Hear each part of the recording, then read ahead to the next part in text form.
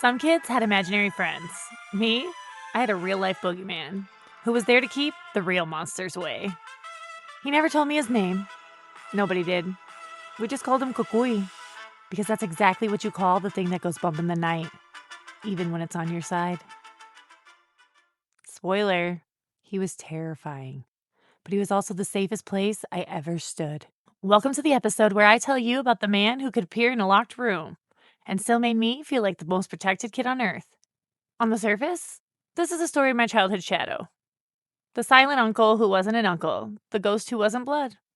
But really, it's about the kind of man who isn't allowed to have anything soft.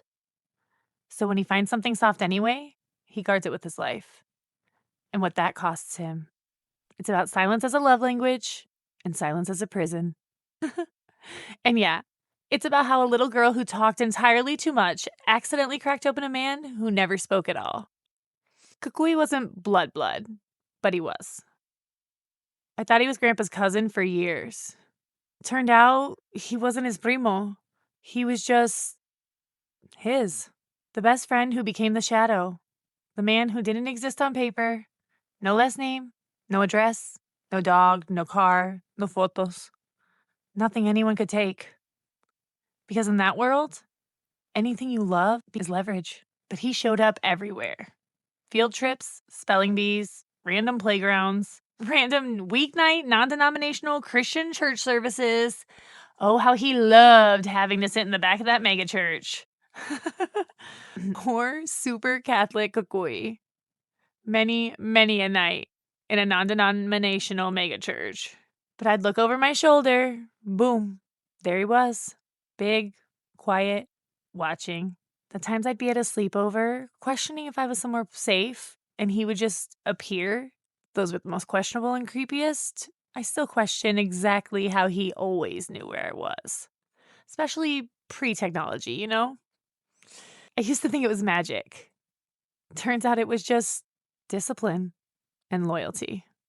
And obviously some friends in high places. Or low places? Not sure. Set the scene. 3rd grade spelling bee. I win my round and I run out excited. Straight to Cucuy. It was a rare slip up on my part. But I was so happy and he had helped me. Mom freaks. Who is that man? Little me, smooth as hell. Oh, just one of the cousins. You've literally met him my entire life. It wasn't a lie either. My sweet mama was and always has been, a little in the clouds. It really helped the adults around me to get away with all that they did. It was never intentional neglect. My mother did her very best with what she had. Anyway, that was the closest call we ever had. He just smiled that rare smile, like, good save me, huh? Laughed, and disappeared. Even then, I knew the rules. Some truths stay in the dark.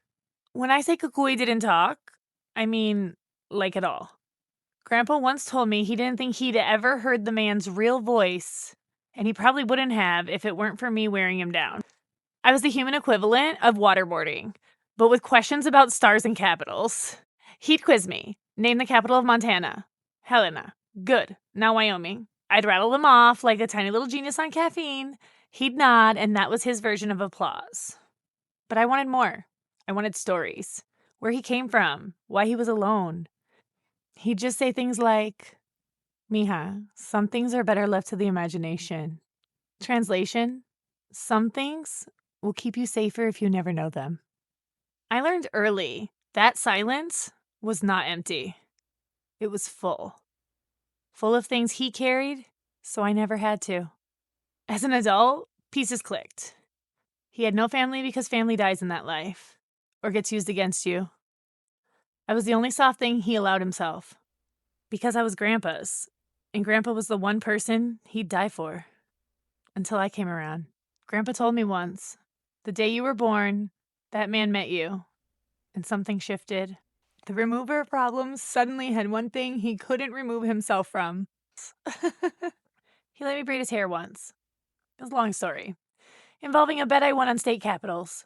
A grown assassin sitting still while an 8-year-old put tiny braids in his hair. He never smiled bigger. I think that was the first time I ever saw him smile like that. As an adult, I look back and he was probably thinking, "What has my life become?"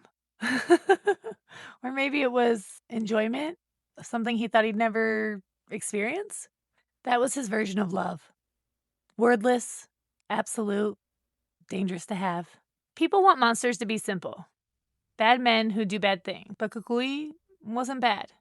He was necessary. In a world that didn't offer better options. Men like him don't get therapy. They don't get to cry. They don't get to have dogs or photos or weakness. They get silence and loyalty. And one little girl who talked their ear off until they spoke back. Was he a villain? To some. Was he a hero? To me. Was he broken? Absolutely. And that's moral ambiguity. The people who save you are sometimes the ones the world warned you about.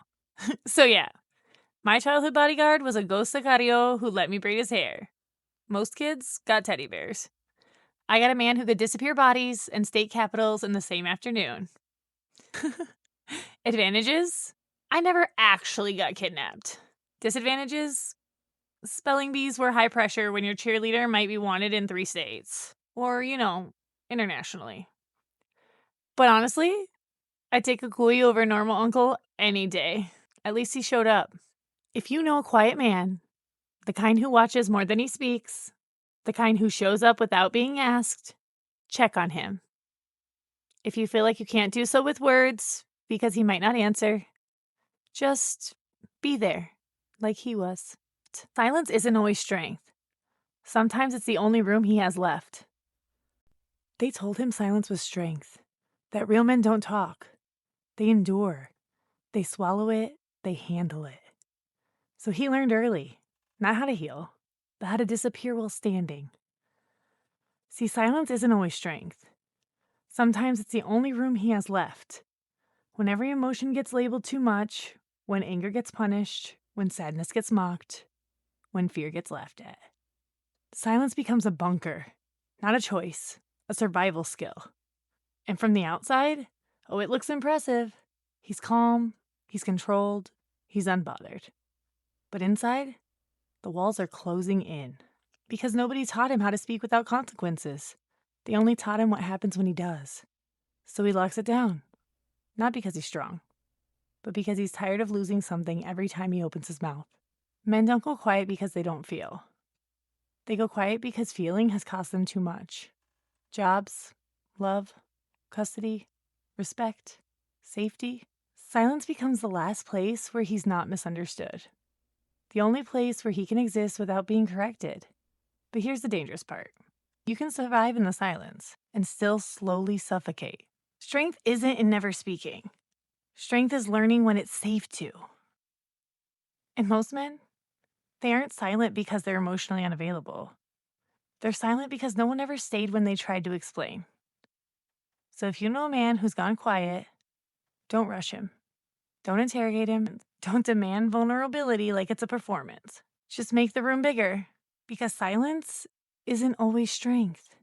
Sometimes it's the last place a man can breathe before he decides he can't anymore. This was episode 3, The Silent Bodyguard.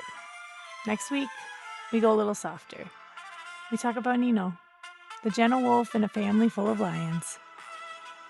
The man who taught me love could be quiet too, but in a different way. This is BB Savage, morally ambiguous, real talk for the beautifully flawed.